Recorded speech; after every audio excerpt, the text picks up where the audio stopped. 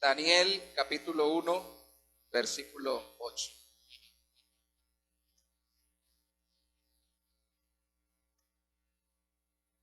Dice la palabra del Señor: y Daniel propuso en su corazón no contaminarse con la porción de la comida del rey, ni con el vino que él bebía,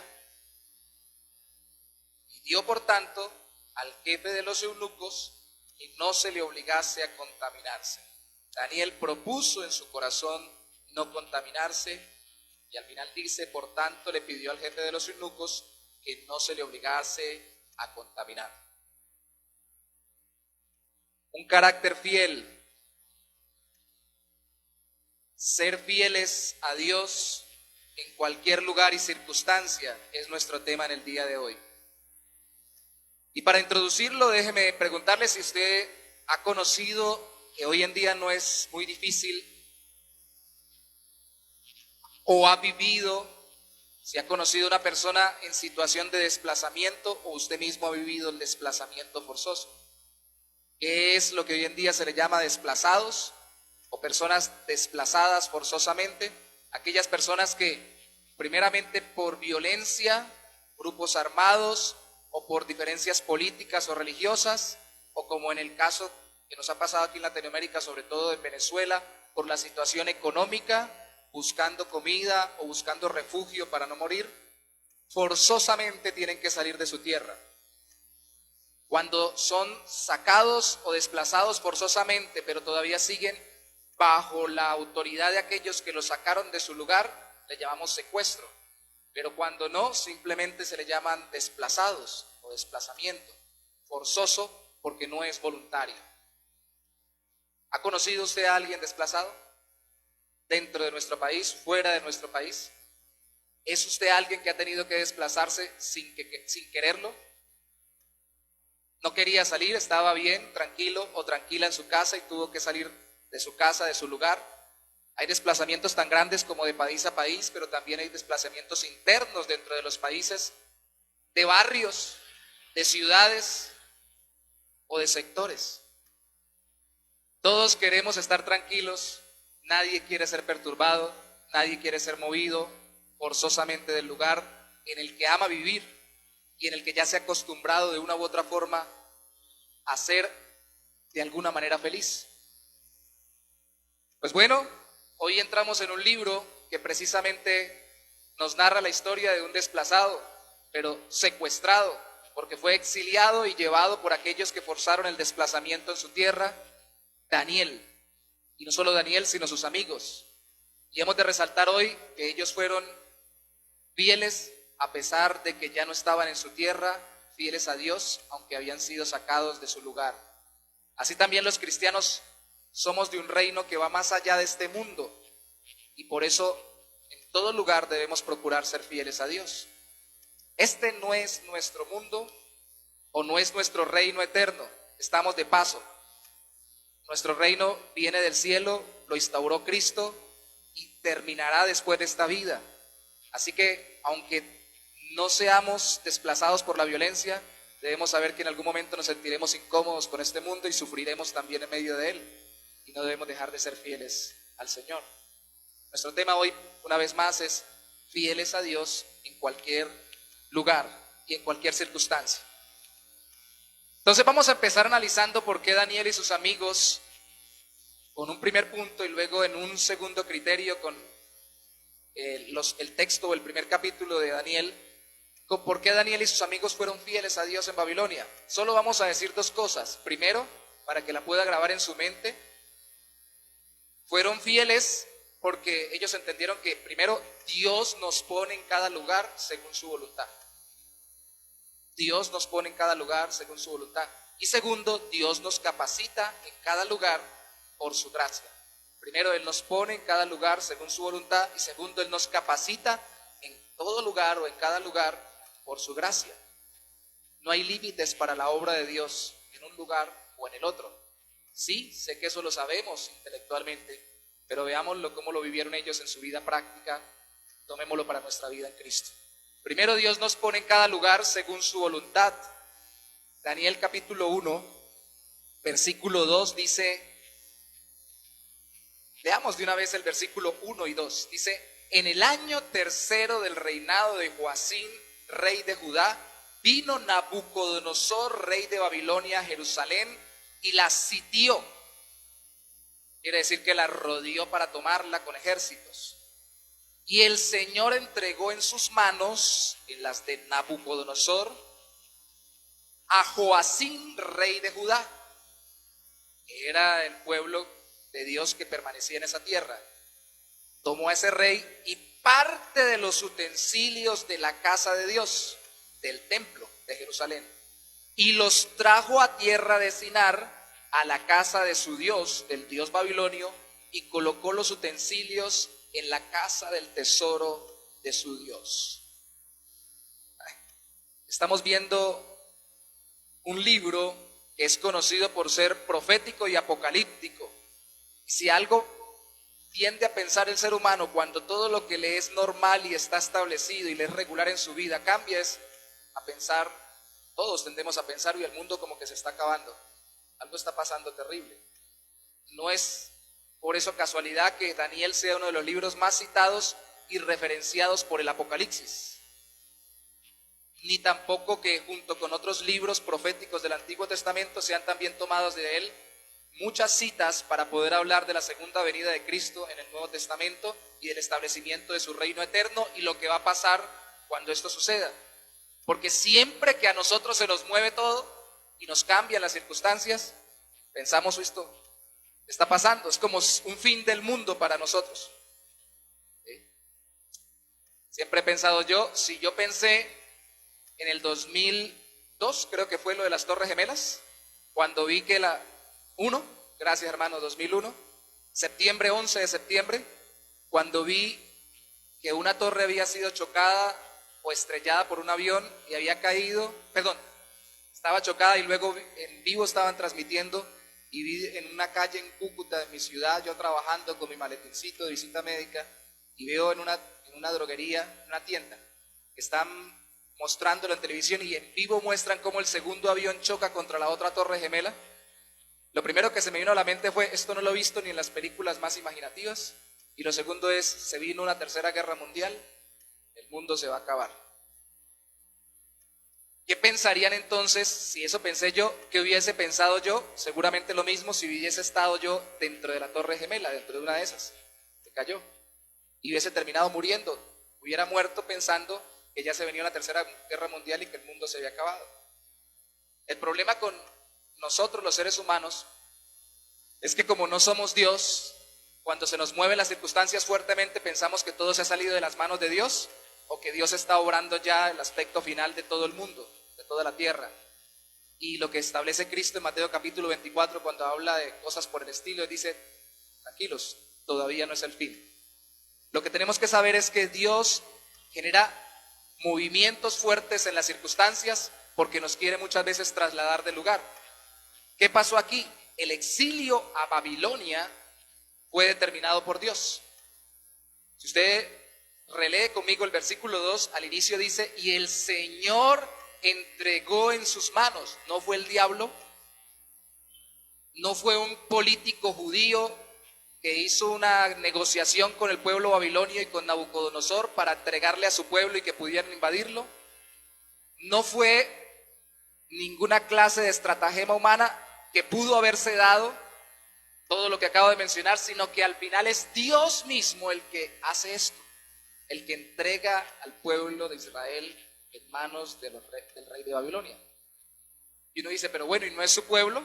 Sí, es que el exilio que fue obrado por el rey de Babilonia, fue autorizado por Dios y fue controlado por Dios a través de las circunstancias y de las mismas personas, como el mismo rey Nabucodonosor, aunque no fuera creyente, porque era una forma que Dios había establecido para tratar a su pueblo por su pecado.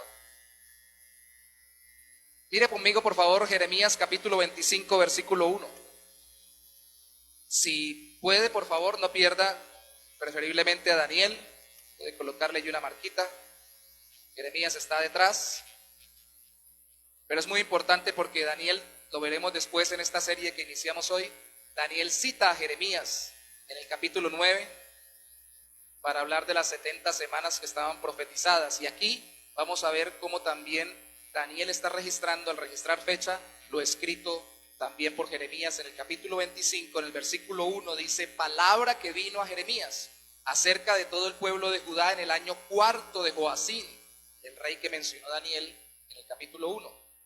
El cuarto año de Joacín, hijo de Josías, rey de Judá, el cual era el año primero de Nabucodonosor, rey de Babilonia, la cual habló el profeta Jeremías a todo el pueblo de Judá y a todos los moradores de Jerusalén, diciendo, y empieza la reconvención, y usted puede leer todo el capítulo y se dará cuenta cómo hace un llamado Jeremías, siendo un profeta anterior, que también sufrió el exilio, pero anterior al exilio y predicando en el pueblo de Dios, antes de que sucediera esta cosa tan terrible, que viniera un imperio ajeno y se los llevara. Él estaba diciéndoles: arrepiéntanse y conviértanse porque viene algo tremendo. Esta misma fecha, este mismo apunte está en el capítulo 36 al inicio y está en el capítulo 45 al inicio. Pero esto no solo lo dijo Jeremías y lo advirtió, también lo advirtió Isaías y otros profetas anteriores. Y es porque el exilio, sin perder Daniel una vez más, fue decretado por Dios desde el tiempo de Moisés. Esto sucedió más o menos en el año 606, 605 antes de Cristo. Pero Moisés, 1000 años atrás de ese exilio, mire conmigo por favor Deuteronomio 4, unos 1000 años atrás aproximadamente, en Deuteronomio 4, Moisés, inspirado por el Espíritu de Dios, escribe en Deuteronomio sobre el exilio que un día acontecería al pueblo de Israel. Y no lo escribe con datos históricos, lo escribe con preceptos o mandamientos, lo describe. Capítulo 4, versículo 25. Cuando hayáis engendrado hijos, está dentro de la advertencia a no caer en idolatría. Cuando hayáis engendrado hijos al pueblo de Israel y nietos, y hayáis envejecido en la tierra, si os corrompiereis e hiciereis escultura o imagen de cualquier cosa, e hiciereis lo malo ante los ojos de Jehová vuestro Dios, para enojarlo, yo pongo por testigos al cielo y a la tierra, que pronto pereceréis, y totalmente de la tierra hacia la cual pasáis al Jordán para tomar posesión de ella.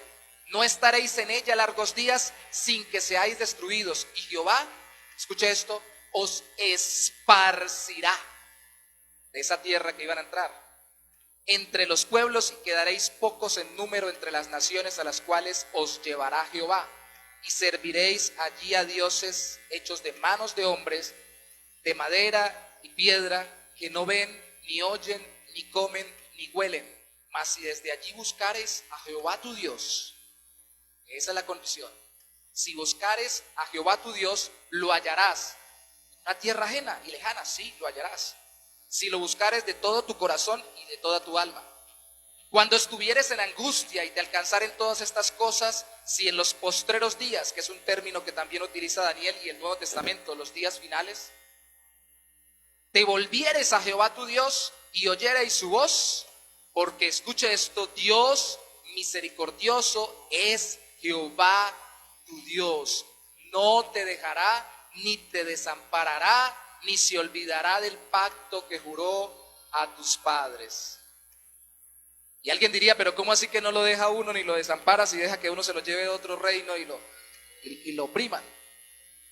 Porque Dios no está buscando nuestra comodidad, sino nuestra santidad, y que reflejemos a Cristo. Hoy ya lo sabemos porque conocemos el Evangelio, que le sirvamos a Él y que Él nos use como instrumentos para la extensión de su reino. Eso tiene muchas connotaciones, además del hecho de que está viendo usted conmigo que desde el tiempo de Moisés se había vaticinado que así trataría Dios a su pueblo. También se vaticina el hecho de que aunque fueran exiliados, Dios los podía retornar y los retornaría si se arrepentían de sus pecados. Es por ello que Dios también puede hoy, a los que creen en Cristo Jesús como su Señor y Salvador, y que ahora son su pueblo, su reino en esta tierra, caminando ya no a la tierra prometida de un terreno en Canaán, o queriendo regresar a Palestina o a la tierra donde fueron exiliados como Daniel, sino queriendo entrar al cielo en la eternidad con el Señor, también mientras vamos de camino, Dios también nos puede disciplinar. Y Dios puede tratar con nuestras vidas porque necesitamos reflejar más a Cristo para extender su reino. Se sale de nuestra mente como se sale de nuestra mente cuando, por ejemplo, siendo niños, somos disciplinados o corregidos por nuestros padres, porque a nadie le gusta ser disciplinado. Pero Dios necesitaba que ellos conocieran de antemano, cientos de años antes, que cuando esto sucediera no es porque hubieran perdido toda la oportunidad de volver a Él, sino que ellos podían arrepentirse y volver al Señor. Esto se repite por todos los profetas anteriores al exilio, como les decía, como Isaías y demás, pero se ratifica por profetas posteriores al exilio, como Daniel y el mismo Jeremías, que pasó el exilio del año 600. De hecho, no solo ellos habían sido llevados a Babilonia, esa parte había sido llevada a Babilonia, pero antes, más de 100 años antes, habían sido llevados los de la parte del norte al imperio asirio. Ya habían acabado con todo el territorio, sí quedó gente allí, pero muy poca. Había sido destruido todo lo que ellos conocían. Llegaron a ser un imperio muy grande en la época de Salomón, tan grande y tan extendido que fueron temidos por los demás.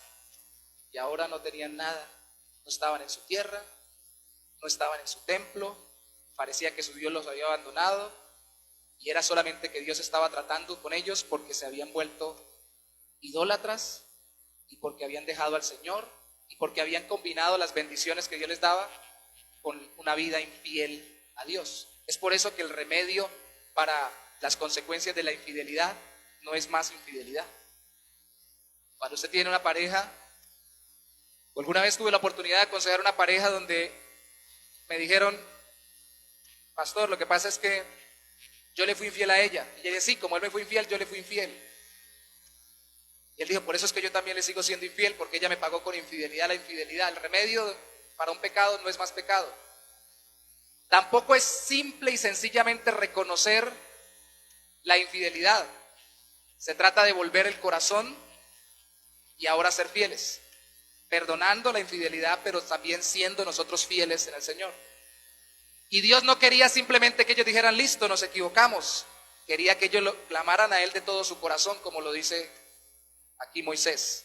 Y por ello los pasa por algo tan tremendo como un exilio. ¿Cuántos años tendrían Daniel y sus amigos?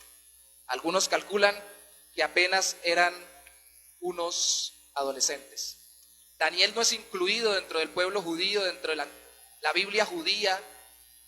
La Tanakh, le llaman ellos, no es incluido dentro de los profetas, sino dentro de los escritos. Al parecer es porque Daniel no predicó en el territorio de Israel, pero también porque Daniel tiene muchos registros históricos. No es incluido dentro de los profetas, sino dentro de los escritos, tal vez por eso.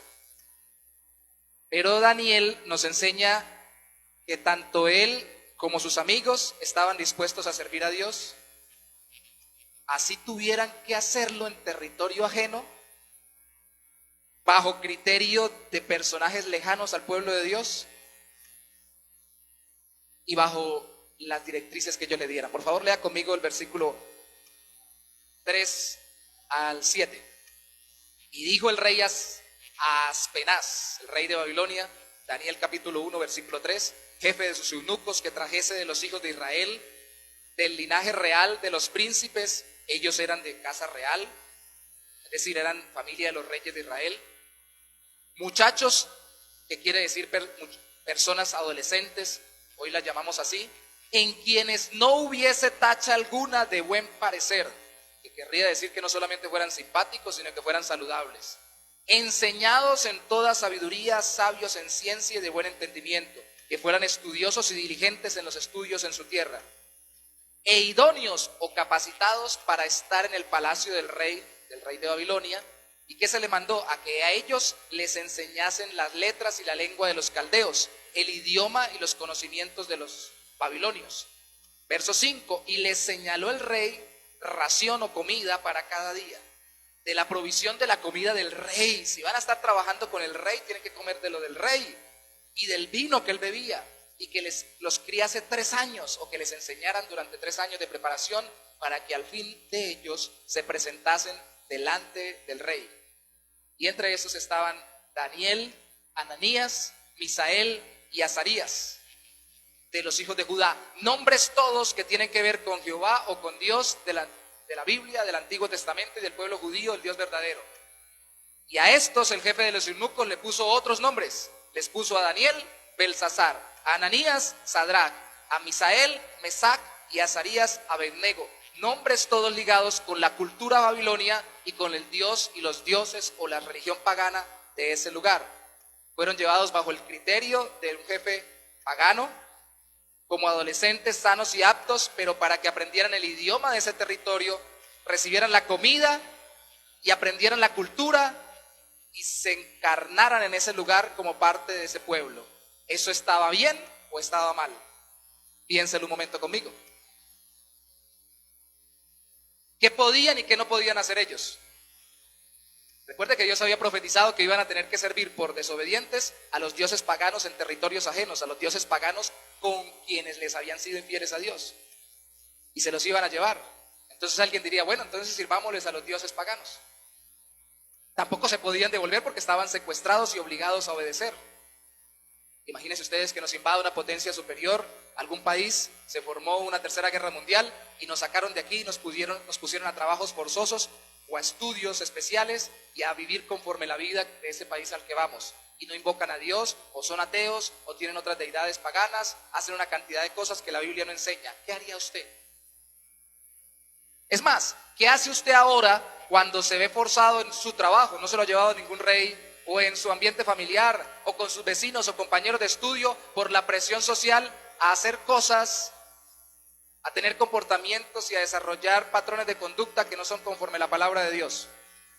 ¿Cómo determina qué hace y qué no hace? Porque yo sé que aquí hay varias personas que sí han tenido que salir de su país, pero algunos estamos muy cómodos y tal vez no hemos salido todavía ni de nuestra casa paterna, o ni de nuestro barrio, o ni de nuestra ciudad. Pero sí tenemos todos los días que ser presionados socialmente para vivir conforme a este mundo lo enseña y no conforme a la voluntad de Dios. ¿Qué hacer? ¿Qué hacer si perdemos el trabajo, por ejemplo? O perdemos el estudio, o los compañeros, o los amigos, o los familiares, o el bienestar social por querer ser fieles a Dios. ¿Qué hacer? ¿Qué hacer cuando el exilio de nuestras comodidades terrenales temporales nos incomoda? ¿Sabe qué debemos hacer? Recordar que Dios obra todo para extender su reino, incluso las mayores incomodidades para nuestra vida, así sean las más terribles. Y como pasó en la primera iglesia o en la iglesia primitiva, después de que Cristo se fue en Hechos de los Apóstoles, las incomodidades deben impulsarnos a extender el evangelio. Usted puede buscar luego en su casa Hechos capítulo 8, si quiere lo puede apuntar. Y en el capítulo 8 del versículo 1 al 4 se dice que ellos tuvieron una persecución luego de la muerte de Esteban. En el capítulo 1, versículo 8, Cristo les había dicho que salieran a predicar a todo lugar, pero en el capítulo 8 no lo habían hecho. Entonces viene la persecución, hay problemas, no los sacaron exiliados como a Daniel, pero sí los impulsaron a salir corriendo. ¿Sabe qué hicieron? Fueron, dice el versículo 4, predicando el evangelio. ¿Sabe que este es el conflicto desde Génesis? Los que están conmigo en los devocionales en las mañanas lo saben, que lo hemos repetido no sé cuántas veces ya. Adán, te entrego la tierra, le dijo Dios, gobiérnala, sojúzgala y multiplícate y extiende mi reino a todos lados. Pecó, se corrompió esa vida y las vidas de los seres humanos, y la característica común y corriente es que nadie se quiere ir para ningún lugar. Nadie quiere extender el reino de Dios, sino que la mayoría quiere extender su propio reino. Cuando vimos la Torre de Babel, nos dimos cuenta que el problema no fuera que construyeran una torre, sino que no querían ser esparcidos, querían quedarse allí muy cómodos, tener fama para ellos y no extender el reino de Dios. Y sabe, el temor de muchos, que muchos deberíamos tener en nuestro corazón, un temor reverente y sano conforme a la palabra de Dios, es que los cristianos simplemente querramos conocer a Dios para que Dios nos dé más comodidades en este mundo y no tener que movernos para nada, ni hacer nada, ni incomodarnos en nada. Un Dios que nos dé todas las comodidades que anhelamos. Señor, que yo nunca tenga que irme de mi tierrita, de mi casita, con mi familia, que nunca pierda el empleo, que nunca tenga problemas de salud, que nunca me pase nada malo. Para eso es que te conozco, Señor, y para eso fue que me entregué a Jesús.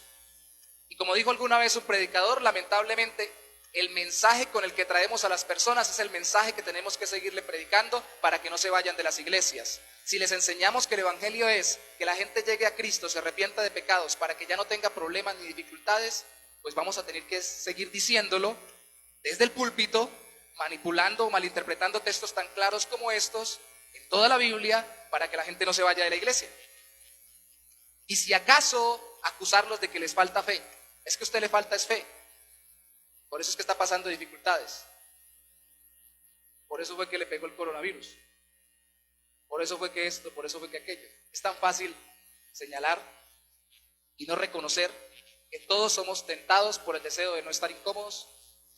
Es tan fácil como algo que decía alguna vez alguien, y que yo sé que algunos lo hemos terminado haciendo. Ahorita tenemos las sillas separadas, pero por ejemplo, cuando llegamos, algunos nos acostumbramos a cierto puesto, a cierto lugar, nos acomodamos en cierta silla.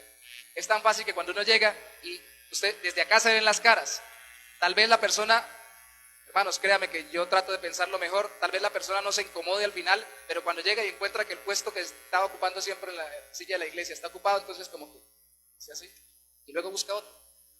No le pone atención, pero de todas formas se impacta. Nos acostumbramos a un solo sitio, a una sola silla, a una sola forma de vivir, a un solo mecanismo de vida, a un solo tipo de trabajo, y hay cuando nos toque hacer otro trabajo, hay cuando nos toque hacer otra labor, hay cuando nos toque reinventarnos, que es lo que salió de moda, que gracias a Dios ya se dejó de decir por las redes sociales después de la pandemia.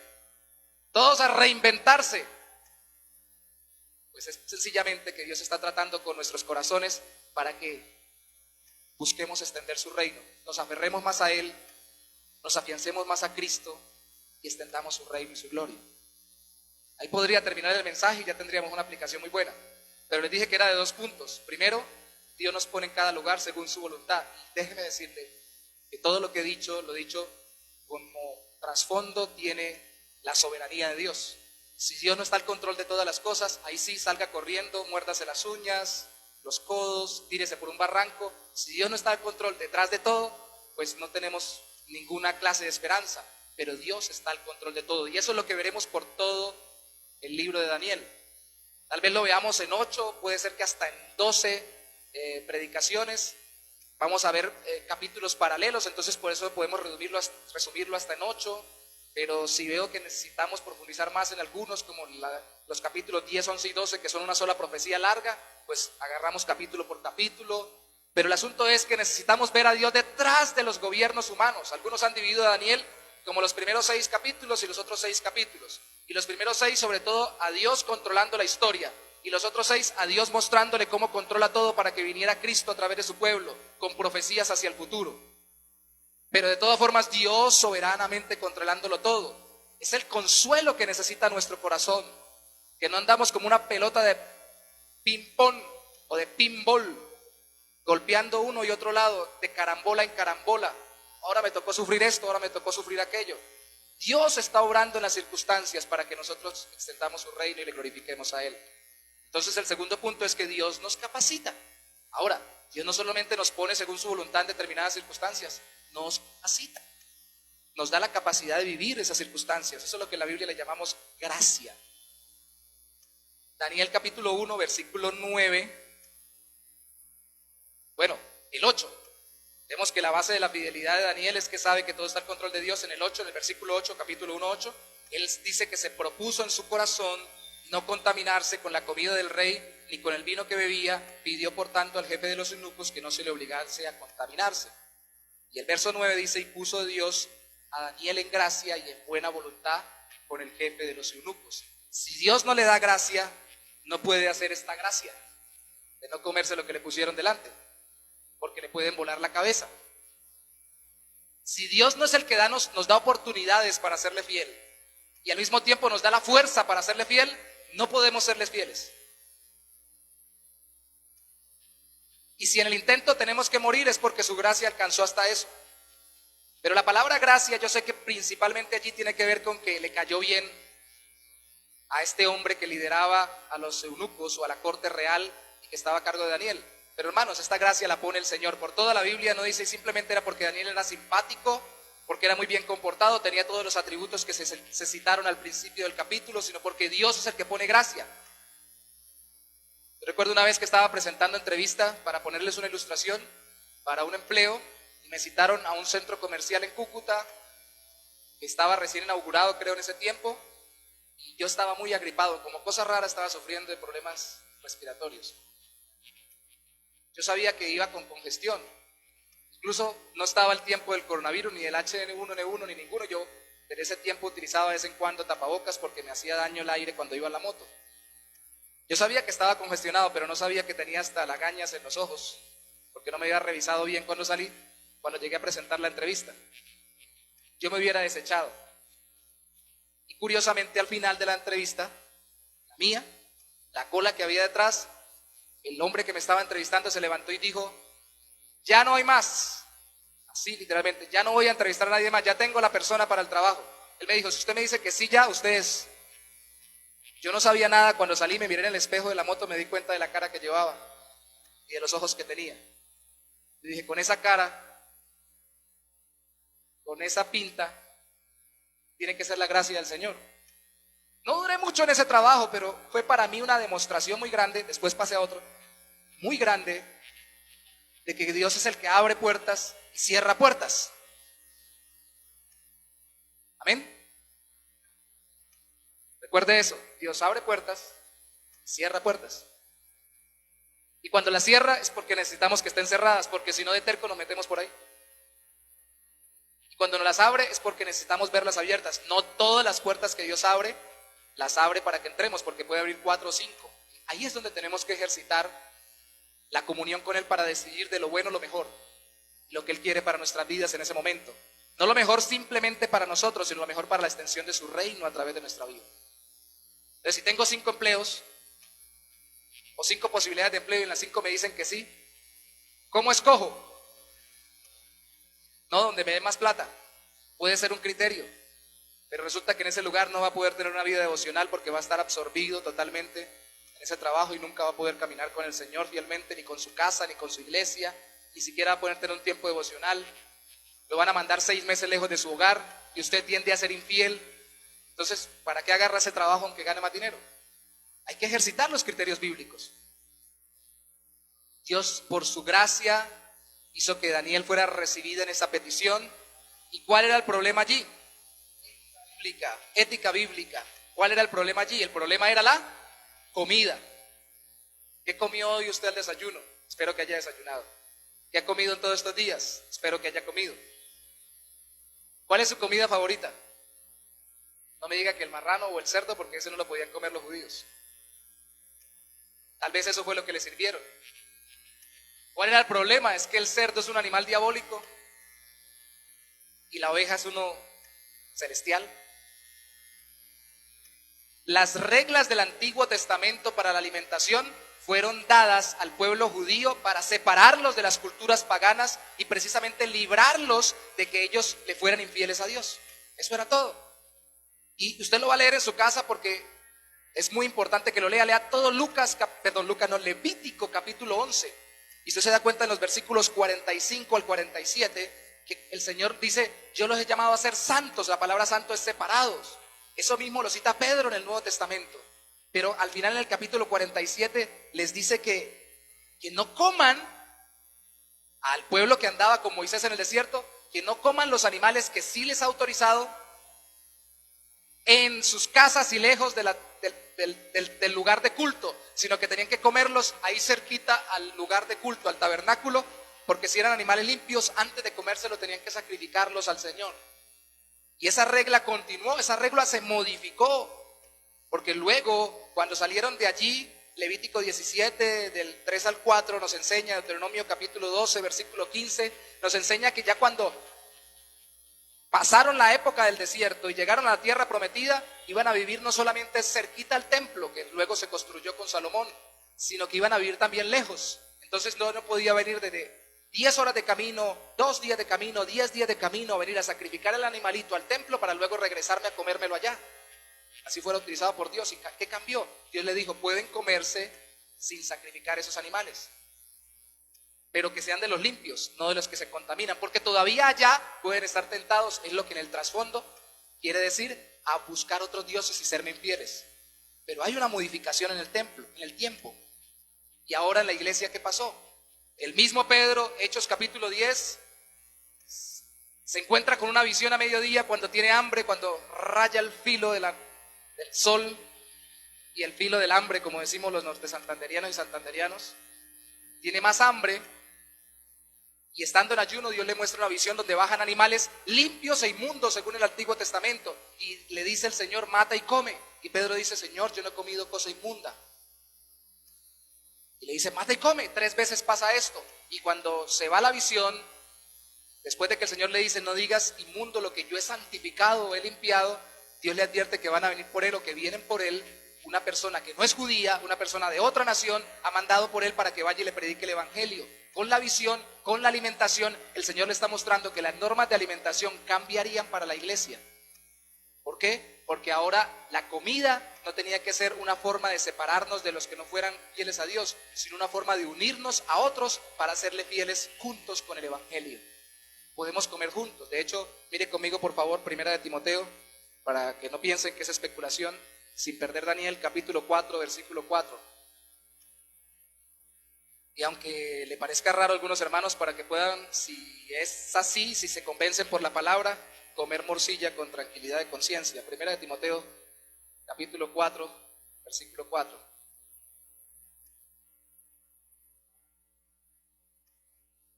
Y esto es un principio de interpretación bíblica desde el Antiguo hasta el Nuevo Testamento. Porque todo, dice Pablo, lo que Dios creó es bueno. Y nada es de desecharse si se toma con acción de gracias, porque por la palabra de Dios y por la oración es santificado. Mi papá siempre acuñaba una frase que decía: todo lo que corre y salta y vuela va para la cazuela. ¿Podemos comer animales? Sí. El motivo por el que no se podían comer era ese. Yo sé que por razones de salud algunos no podrán comer la vitamina C, chicharrón, chinchurria, chanfaina, chorizo, cosas por el estilo, por colesterol, triglicéridos, pero son cuestiones de salud, no de fidelidad a Dios, de no serle infiel con otras deidades paganas. Ahí la infidelidad sería el no cuidar nuestro cuerpo, que es templo del Espíritu Santo, y debemos cuidar nuestra salud para la gloria de Dios. Pero no tiene motivos religiosos. Yo sé que hay personas que no están convencidos de esto. Desde el Nuevo Testamento sí sucedió, y el apóstol Pablo en Romanos capítulo 14, el que quiera comer de la carne, incluso si supo que fue sacrificada a los ídolos y crea que por la oración queda bien, cómasela. Porque los ídolos no son nada. Después dice 1 Corintios 10, y la estatua es nada, coma tranquilo. Pero si usted no está convencido en su propio corazón, dice Romanos capítulo 14, está dudando, y lo que no es de fe es pecado, así que no dude, no coma. Piensa que no puede, pues no lo coma. Y todavía siguen esos inconvenientes. Pero el asunto aquí es: ¿qué es para nosotros hoy en día lo que para ellos fue la alimentación como señal de fidelidad al Señor? Usted ya no puede ir a un trabajo y decir: todos son aquí cristianos. Usted ya no puede ir a un lugar, a una ciudad y decir: aquí todos son cristianos. Usted no puede llegar a una tienda o un negocio, comprar y decir: todos son aquí cristianos, para poderle comprar. Usted tiene que llegar y meterse en un mundo donde va a tener que comer, no solamente, sino que pasar tiempo, pasar circunstancias, pasar vidas con otras personas. Y entonces, ¿qué criterios va a desarrollar? Pues bueno, todo lo que me domina, dice el apóstol Pablo en 1 Corintios, todo lo que no me edifica, todo lo que me hace pecar contra el Señor, todo lo que me aleja de su voluntad, eso no lo voy a hacer, así tenga problemas o dificultades con el entorno. ¿Qué es lo que le contamina a usted en el entorno donde vive, donde trabaja, donde estudia, su familia, y que usted sabe que no es conforme a la voluntad de Dios y usted lo tolera? Puede ser que sencillamente usted tolera que las personas lleguen, echen bromas de doble sentido, y usted llega y se hace al lado y dice: qué buena, ¿no? Y lo disfruta. Tal vez usted no es el que trae el chisme, pero usted se hace al lado y ¿cómo escucha? Dijo alguien otra vez: yo no digo chismes, pero ¿cómo me entretienen cuando los escucho? Tal vez usted no es el que hace el chanchullo, la transacción ilícita en un negocio, pero usted sabe quién lo está haciendo y ni siquiera se acerca a esa persona valientemente a decirle: eso no se debería hacer. Si no es que al final, guiado por el Señor y aun las consecuencias que tenga que llevar, termina denunciando el delito. ¿Qué nos está contaminando que no hemos sido fieles al Señor, aún en medio de las circunstancias adversas? Y todavía no hemos sido exiliados, la mayoría, o muchos. pero que podemos ser nosotros contaminados y por lo cual puede venir disciplina de Dios para nuestras vidas. Dios quiere que usted sea fiel, que usted sea fiel. Al final, ¿qué pasó con Daniel? El resto del capítulo, vamos a terminar leyéndolo para poder sintetizar este segundo punto. En Daniel capítulo 1 se dice que, versículo 10, el jefe de los eunucos le dijo a Daniel: tengo miedo, le temo a mi señor el rey, que señaló vuestra comida y vuestra bebida, pues luego que él vea vuestros rostros más pálidos que los de los muchachos, que son semejantes a vosotros, condenaréis para con el rey mi cabeza. O sea, yo por ayudarles a ustedes me voy a hacer matar. No quiero eso. Verso 11, entonces Daniel dijo a Melzar, a este funcionario del rey, que estaba puesto por el jefe de los eunucos sobre Daniel, Ananías, Misael y Azarías: te ruego que hagas la prueba. Con probar no pierdes. Ayúdanos. El cristiano no es tonto, el cristiano utiliza su inteligencia para serle fiel a Dios.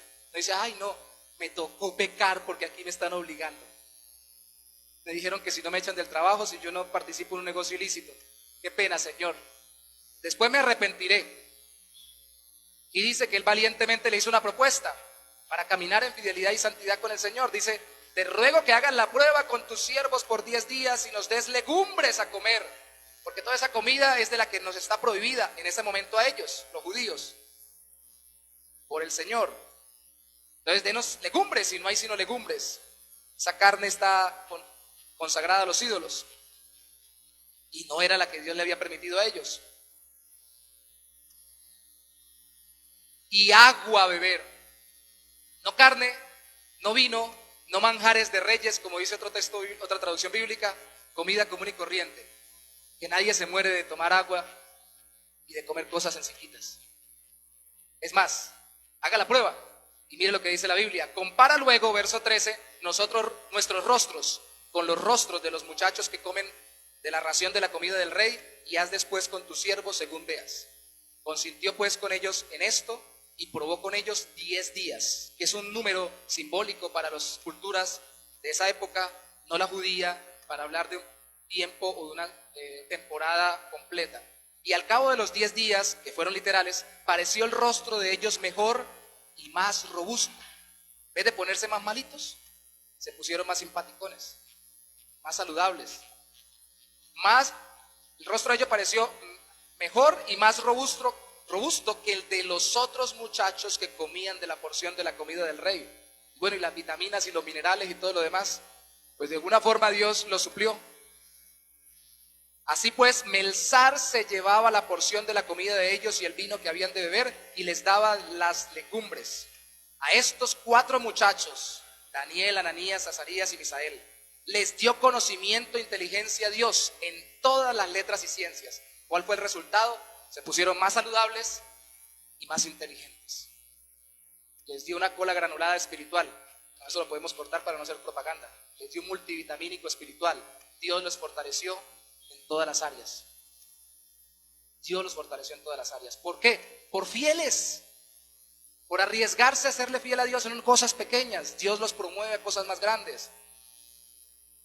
Y Daniel tuvo entendimiento en toda visión y sueños. Todos tuvieron más capacidad, les fue mejor, pero Daniel tuvo algo particular que los otros no tuvieron. ¿Qué tuvo Daniel? Sueños y visiones. No todos lo tuvieron, solo él, y no todo el tiempo. Vamos a ver esos sueños y esas visiones en este libro. Durante varias decenas de años en su vida, porque ella apenas es un adolescente y al parecer muere de aproximadamente unos 90 años.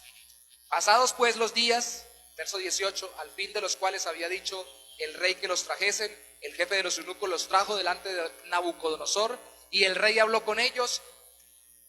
Y escuche esto: no fueron hallados entre todos otros como Daniel, Ananías, Misael y Azarías. Así pues estuvieron delante del rey en todo asunto de sabiduría e inteligencia que el rey les consultó. Los halló 10, conforme los que tuvieron la prueba, 10 veces mejores que todos los magos y astrólogos que había en todo su reino. Y continuó Daniel hasta el año primero del rey Ciro. Es decir, hasta el siguiente imperio, decenas de años después. Antes de que se me olvide, sí mezclaban doctrinas esotéricas, magia o lo que podríamos decirle brujería, con la enseñanza, porque eran culturas paganas e idolátricas. pero sí tenía muchas cosas reales que hoy conocemos como ciencias, matemáticas y cosas por el estilo, que nosotros sabemos que son dadas por Dios porque son parte de la creación de Dios. Entonces ellos aprendieron todo lo que tenían que aprender de ese lugar.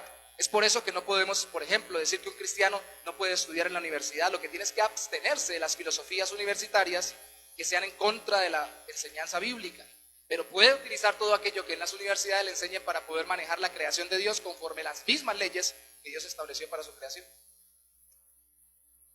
¿Cuántas veces fueron hallados mejor? 10 veces. Todos aprendieron y Daniel tuvo revelaciones, todos fueron 10 veces mejores y Daniel, escucha esto, continuó. De los otros no se dice, pero al final dice en el versículo 21, Daniel se hizo viejo y continuó hasta el final. ¿Qué debemos nosotros captar entonces en este segundo punto de la gracia de Dios para ser fieles cuando somos retados y tentados a serle infieles al Señor por las circunstancias tan duras que pasamos? Pues que la gracia del Señor obra en nosotros primeramente para que le seamos fieles en santidad y para que transmitamos el Evangelio. Es solo por eso que Dios nos da salud y nos capacita para ser mejores y para continuar vivos y hacernos viejitos. La mayoría de los que están acá creo que ya no conocen a un tocayo de Alfonso, que es el hermano Alfonso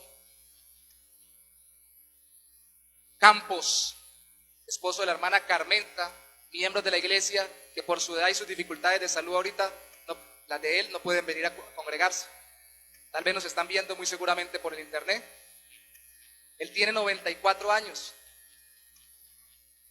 Yo tuve el privilegio de orar cuando cumplió 90 años por él, cuando estábamos en el festejo en su casa con sus hijos que vinieron desde Barranquilla. Yo recuerdo que lo que yo le decía al Señor, gracias porque Él ha caminado contigo y tú a Él, tal vez no a todos, es conforme a la decisión de Dios soberana, pero a Él le está dando una larga vida como consecuencia de su fidelidad contigo. Y no había persona como Él para gozarse en la alabanza cuando estábamos en el culto, ni más atento que Él, aunque ya lo último, como hoy en día tenga algunos problemas en cuanto a mecanizar y sobre todo recordar o memorizar ciertos conceptos. Y si uno terminaba la predicación y le preguntaba, se la resumía. Y seguramente la puede resumir si la está viendo ahorita por internet. Usted se la pregunta. 94 años de edad. Pero ¿para qué quiere uno vivir tanto? ¿Y para qué lo deja uno Dios vivir tanto? Si no es para extender su reino. No es más lógico si es mejor estar con el Señor, como dijo Pablo en la carta a los Filipenses, que tan pronto nos convirtamos, nos muramos y nos vayamos con el Señor. Deja uno de sufrir en esta vida. Ya no hay problemas económicos en Venezuela que nos maltraten, ni problemas políticos en Colombia que nos incomoden, no hay problemas de hambre, no hay pandemia, no hay nada. Me voy en el Señor y estoy bien con Él. ¿Por qué Dios no me lleva? La respuesta bíblica es porque todavía no ha terminado la obra en nosotros y a través de nosotros. Y utiliza las circunstancias duras que vivimos acá en la tierra para que le seamos fieles y mostremos cómo se camina con Cristo. Cómo no solamente uno se arrepiente de labios y supuestamente confiesa a Cristo de labios, sino que se arrepiente de corazón y confiesa a Cristo no solo con una oración o en un momento, sino con toda su vida, en el trabajo, en la familia, en todas las áreas de la vida.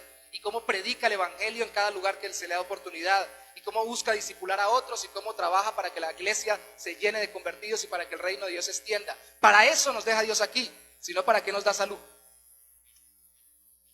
Y usted dirá, pero pastor, ¿no se puede por ahí hacer una empresa, tener un trabajo? ¡Claro! Daniel llegó a ser el segundo y luego el tercero en el otro reino más importante, del reino más importante de la época. Mire el ejemplo. ¿Pero para qué lo era? ¿Para serle infiel a Dios? Para serle fiel y para que Dios lo usara para su gloria. Si usted no le es fiel a Dios donde está, no le va a ser fiel a Dios en ningún otro lugar. Porque a Dios se le es fiel en todo lugar y circunstancia. Aquí en la China, con plata y sin plata, con salud y sin salud, con título y sin título, estudiando o trabajando, con pareja o sin pareja, como sea, porque Él es digno de que le seamos fieles y porque eso al final es la verdadera felicidad de nuestro corazón, porque las circunstancias cambian. Recuerde eso, las circunstancias cambian.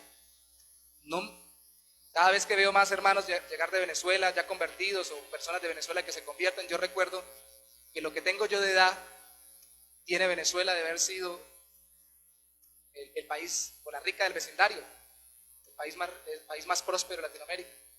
Apenas 40 añitos después, Mire cómo están las cosas cambian. Dios nos libre, pero podría ser que eso pasara en Colombia. Claro, oramos para que no pase, pero usted no lo puede controlar al final si Dios lo permite. Y Dios lo permite como consecuencia del mundo pecaminoso, de las decisiones que toman, para que la humanidad se arrepienta de su pecado y lo vea a Él y se convierta, pero también para que sus hijos, nosotros, no digamos, ay, ¿por qué, Señor, permitiste esto que está pasando circunstancia tan adversa? Sino para que veamos las oportunidades para reflejar a Cristo y predicarlo a Él en todo lugar. Hay gente que ha dicho, yo quiero ser evangelista, yo quiero ser misionero, pero cuando Dios me lleve a la India o a la China, si usted no es capaz de dar testimonio del Señor en el lugar donde está y en las circunstancias en que está, mucho menos en otro lugar y en otras circunstancias. Es ahora, es aquí, es en su tiempo, con su trabajo, con sus necesidades, con sus dolencias, donde usted le puede ser fiel a Dios. Y Dios va a tornar toda esa fidelidad a Cristo, verdadera, genuina, que solamente es para la gloria de Él, la va a tornar en bendición sobre su vida, para que sea mejor, para que la salud le alcance para hacer todo lo que Él le ha mandado y para que cada vez más pueda continuar en esta vida sirviéndole a Él. Ese es el objetivo de Dios. Nosotros somos coprotagonistas, el protagonista es Él, pero qué bueno ser coprotagonista de la mejor película de todos los tiempos, que es la historia de la redención. Es preferible ser coprotagonista de esa película, donde el protagonista es Dios, su Hijo Jesucristo, Espíritu en nuestro corazón, a ser el protagonista de nuestra película cortica que no tiene trascendencia, no tiene secuelas. Tan pronto se termine la vida, se acabó y no cosechamos ninguna consecuencia. Allí somos verdaderamente felices, sirviendo al Señor y siéndole fieles a Él. ¿Qué tal si nos ponemos sobre nuestros pies para orar y pedirle eso al Señor? Recuerde que en todo lugar y situación se puede, se debe y se goza el serle fiel al Señor y proclamarlo a Él. También permítame orar para que el Señor lo aliente, porque seguramente su situación hoy no es la mejor. Y no es como usted la quisiera, como tampoco la mía lo es. Pero recuerde, el Señor nos usa de esa forma y así nos bendice y nos usa para bendecir a otros, si somos fieles. Señor, gracias por cada situación que hemos vivido, Señor, en nuestras vidas. Gracias por cada circunstancia que hemos pasado y aún las que estamos pasando. Porque no se han salido de tu control como pensaríamos, de forma impulsiva o refleja. Todo está siendo controlado por ti. Aún Nabucodonosor, con toda su fiereza guerrera y su corazón pagano, no entró donde Daniel y se lo llevó a él y a sus amigos en guerra, sino fue porque tú lo autorizaste para luego bendecir a Daniel y usarlo a él y a sus amigos para la extensión de tu reino. Señor, no ha pasado nada en nuestras vidas que tú no hayas permitido con un propósito. No lo entendemos todo y te pido que por favor traigas el consuelo a nuestro corazón de que aunque no entendamos todo, tú sí estás al control de todo. Cada uno de los que estamos hoy aquí reunidos, los que nos puedan ver por internet, puede decir, pero ¿por qué esto? ¿Por qué aquello? ¿Por qué esta enfermedad? ¿Por qué esta circunstancia? ¿Por qué esta tragedia? ¿Por qué esta pandemia? ¿Por qué esta situación económica? ¿Por qué este conflicto familiar? ¿Por qué este lugar? ¿Por qué este gobierno? Tantas cosas podríamos preguntar.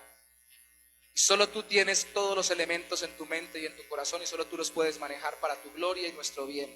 Así que pedimos nos ayudes a confiar en ti por la obra de tu Espíritu. Porque esto demostraría también que confiamos en que tú enviaste a tu Hijo a morir por nosotros, porque al final toda la historia de Daniel desemboca en la venida de Cristo. Y el más importante sería Él, no Daniel.